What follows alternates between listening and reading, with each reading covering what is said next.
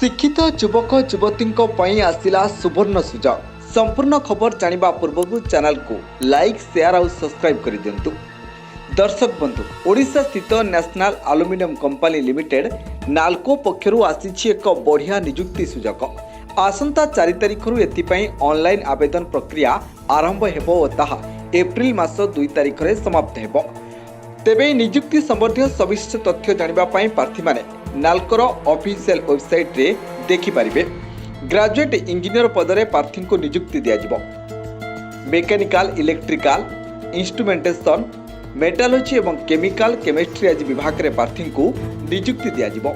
मोट 277 पद खाली रहितबा बेले अणसंरक्षित आर्थिक दुर्बल श्रेणी ईडब्ल्यूएस एवं अन्य पछुआ वर्ग ओबीसी, एनसीएल अनुसूचित जाति, एससी अनुसूचित जनजाति, एसटी, पीडब्ल्यूडी आदि वर्गर प्रार्थी पद संरक्षित रही। प्रार्थी इंजीनियरिंग किंबा टेक्नोलोजी रे 4 वर्षिया फुल टाइम बैचलर डिग्री करने सहित 65% मार्क रखिथिबे। विभिन्न पद पर शिक्षागत योग्यता अलग अलग रही। से बाबद विज्ञापन रे डिटेल्स दिया जायछि। समस्त शिक्षागत योग्यता सरकारी यूनिवर्सिटी, विश्वविद्यालय अनुदान आयोग यूजीसी स्वीकृति प्राप्त यूनिवर्सिटी, सर्वभारतीय वैषयिक शिक्षा परिषद AIECTE द्वारा स्वीकृति प्राप्त होइथिबा आवश्यक।